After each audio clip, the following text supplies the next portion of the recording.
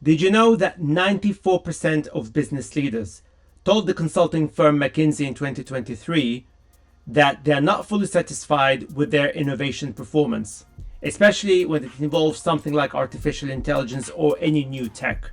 But also, another research from the analyst firm Gartner in 2023 found that 54% of AI projects barely make it from pilot to production.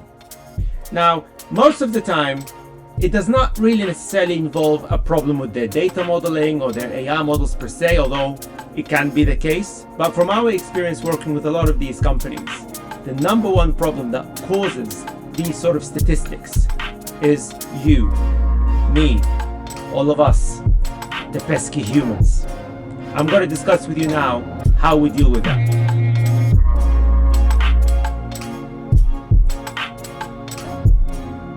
As a tech entrepreneur since the early 2000s, basically since the dot-com bubble explosion, I fully understand the key challenges of innovation, because the most common problem that we innovators always like to do is that we get excited about a particular new technology or an opportunity, and we start thinking straight away about how do we build this new paradigm shifting, patent pending, crazy idea that might change the world.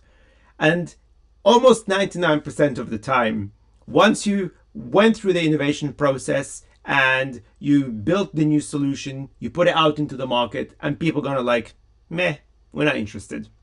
And that's actually a very common thing, because the problem with decision makers or innovators is that we have a particular logic. Like, for example, I'm a big fan of AI, for instance, and AI might make a lot of sense to me because it solves certain problems that I have in terms of the way I work, my productivity, and so on. But many other people don't see it that way. So unless I understand why other people are not interested in AI the way I am interested in AI, what are the reasons? What are their concerns? What are the challenges that they see or at least perceive that prevents them from using AI, or in fact make them feel that they do not want to use AI at all? In fact, some research, which I'm going to include the link in the description below, highlighted this very key fact that if you as a business mention that you're using AI to power whatever tools that you have, you're most likely going to lose your customers than actually attract new customers. And the key word that they use, which I thought was very, very interesting, is perceived risk. Now, we could actually debate in terms of the reasons why that is. I mean, as somebody who actually criticizes how AI is being pushed into the market, I've got, in fact, a whole podcast about that, which I can include in the link below, called AI Geeks. And the key issue, of course, is not the technology itself necessarily, but it's how it is being pushed. So you've got some people that basically try to have this sort of doom and gloom message about AI is going to kill humanity and stuff like that, which of course is complete nonsense. But then on the other end of the scale, you have people that try to push this weird utopian future that AI is going to take over everything and you can live in the world of milk and honey, which again is also not very true. The reality is that AI is actually quite limited. Very powerful, yes, but really, really limited in what it can and cannot do. And that's why it's important that you actually get this right. But in relation to your innovation strategy, whether it's with AI or without AI, the key principle that you always have to look at is, who are you trying to serve? And more importantly, not just look at their demographics, which is basically what everybody does, and that's not wrong, that's absolutely correct. But demographics don't necessarily suggest behaviors, perceptions, concerns, desires. And this is something that many companies don't really even think about. And in fact, it's the reason why we've got a whole lab as part of our innovation as a service solution, where we have 4 dedicated labs for each key area of your innovation journey, one of which is the human lab. And the human lab does exactly what I've just described. It's looking at people's desires, decisions that they need for achieving successful change. You know, what sort of targeted personalization do we need to deploy using AI or indeed psychographic modeling? It does not necessarily have to involve AI. But the key point that I really want to highlight is that you need to start first looking at the target market, your target users, not necessarily customers. Could be your employees, for example. If you want to deploy a new product or a new productivity AI solution for your employees, the fact that as a decision maker you think that it should be logical that they're going to use it, there's a huge possibility that they would not want to use it. In fact, one example I know of a company where in fact they did exactly that. They've invested hundreds of thousands of dollars building like their own sort of chat GPT like within the organization, thinking that, oh, because everybody's excited about AI, everybody's excited about chat GPT, oh, how about if we've got our own? That would be so cool, wouldn't it? Well, for somebody like me, I would say yes, but the vast majority of the employees basically said, nah, we're not interested, thank you. So that was a wasted time and a wasted money, right? However, if they actually done this the opposite way, if they thought, oh, there's a really amazing opportunity with AI right now, how would that actually benefit our employees? And the key thing that you've got to do is to talk to your employees.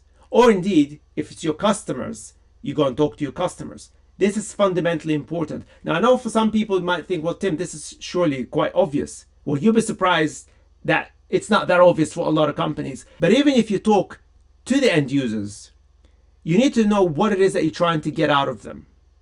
And what we always advise people through the Human Lab, and this is the work in fact that we do, is to try and kind of figure out what makes them tick. But also, the one thing you need to figure out, because when it comes to technology, one of the key success factors to your technological solution is how your technology changes people's behaviors. Now, if you look at all of the big tech companies out there, what did they do? They literally changed our behaviors. When Amazon came in first time, I remember the days pre-Amazon where e-commerce wasn't really a thing, but Amazon really kind of made it such an accessible capability that it changed the way we shop forever. Same thing with social media companies. They've changed our behaviors. Unfortunately, in a negative way, because now more and more people are becoming more addicted to social media. But that's a behavioral change. When Apple introduced the iPhone, that introduced behavioral change. Do you see my point? There's always an element of behavioral change, because this is how you know that your innovation journey is engaging very deeply with your customers, or indeed employees, or whatever user groups that you're targeting. This is really important, and it's not an easy thing to do. So to give you an example of how you need to think, like I said, because innovation is such a unique journey for every single company. Not to mention, if we're talking about people, people are different. So demographically, they might be similar, but even within the same demographics, you see major differences in terms of perceptions and emotional connections with certain technology, or perception of risk when it comes to AI, for instance. There's a lot of differences and nuances within even identical demographics. That has to be investigated in a lot of detail before you start your innovation journey. It should be absolutely part of your planning, and it should be the first step. So to give you one example, we've done a work with an Australian water company. Now, one of the biggest problems in Australia, of course, is drought. So they do get fairly regular drought seasons, and of course, water companies' job are to make sure that people have enough water, right? And you would think that the logical solution to increase awareness of this is for them to run a marketing campaign, which is exactly what they've done, and advise people on how they should save water. And in fact, we had the same sort of thing here in the UK a few years ago when we had this major heat wave. I think it was a couple of years, like in 2022, I think, or 2023. And we had the same sort of thing here, where water companies were telling people that they should shower less, or not to have baths, or not to water their gardens. Certainly, I can speak here in the UK, there was a big backlash to that, because people were like, who the hell are you to tell me how I should shower, right? And of course, not surprisingly, the same thing happened in Australia, despite the fact that people are aware that they are facing the risk of drought. But the campaign just didn't work. So when they came to us, they wanted us to help them figure out what's going on here, because logically, all they wanted to do is just not tell them how to live, but to say, hey, look, these are the tips to save water, to make sure that, we are ready for any potential drought. But it turns out that people don't like to be told what to do. When it gets really, really personal, I mean, showering and stuff like that, that's quite personal, right? And if you tell people how to do certain things that are so personal to them, they reject it. even if it seems logical, but because it's so personal, and in fact, it's part of their behavioral change, I suppose. You actually, if somebody needs to have a shower every morning and you tell them, well, you should have less of that. Well, screw you, I need it, right? You can't change that. That's a big problem. So what we wanted to do is to start looking at, of course, the demographics first, but then delve deeper into what it is that people care about within that segment. And one thing that we have discovered is that the vast majority of this particular group of customers that the company is targeting are pretty conscious about the environment, which is great to know. And one of the things that they're particularly focusing on is their carbon footprint. So we thought, okay, how can we delve deeper into that? Is there a way that we can actually connect water footprint with carbon footprint? And we found a lot of research, we've done a bit of digging, and in fact, there is a strong connection. In fact, we found research that suggests that 10% of your carbon footprint actually is your water footprint. So it's a contributing factor. So we thought, okay, fantastic. There's the hook there, straight away. So we can say, look, you need to save water because it is part of your carbon footprint. Because one of the key areas that we also found that we thought was quite fascinating is that for some reason people don't see water as part of the environmental problem, which is, again, maybe seems as bizarre, but that's a fact. A lot of people just don't connect the two together. So we wanted to find a way how to connect the two together, and we did. So 10% of your carbon footprint is your water footprint. But what does your water footprint actually mean? And it turns out it's not just your shower, but it's also the clothes that you wear. For example, an individual shirt like this requires something like 6,000 liters of water just to produce one shirt. And trousers, it's at least double that. So we're talking about 10, 12, even 16,000 liters just for one pair of trousers. So basically, every time you change your clothes and you don't recycle your clothes, you are exploding your water footprint. So where we actually found the data that shows that, in fact, your water footprint goes far beyond just the showers, but it's your clothes, even cars. Car manufacturers use crazy amount of water, especially for the materials that they use for the seats and so on, right? I mean, we found loads of different examples like that. So much so that we thought, you know what? The campaign is about the water company educating their consumers who are very environmentally conscious and show them that, in fact, your water footprint is indeed a big, well, fairly significant. 10% is significant of your carbon footprint. And your water footprint means this, and that, like the example that I've highlighted. And what the campaign actually managed to achieve is that actually it educated their consumers in such a way that they actually started to change behaviors. They thought, oh, wow, we didn't realize that our water footprint is so high because we like our shopping, we like to throw our clothes away, but actually no, we don't want to do that anymore. We want to recycle more, all right? It changed even my behavior to be like myself and the team that were involved. We were like, wow, actually, we didn't know that. So I actually started to become way more conscious about my water footprint than it's ever been. I didn't even realize there was such a thing as a water footprint. Yeah, bad thing, naughty me. But that actually now opened up new opportunities because now the company is looking for ways for them to provide, for example, special offers from companies that have low water footprint in their clothes production, for example, right? So you're creating new business opportunities now for this company, and basically their consumers now, they're thinking, oh wow, this company is so in touch with our needs and our beliefs, and now we want to engage even more. And notice I said nothing about their showers, because now in a grand scheme of things, your lengthy morning showers is just a fraction of the tens of thousands of liters of water that are used in the clothes that you wear every single day. So it completely changed the messaging. And of course, it created this new innovation opportunity in terms of their marketing campaigns, their PR campaigns, new business relationships, etc., etc.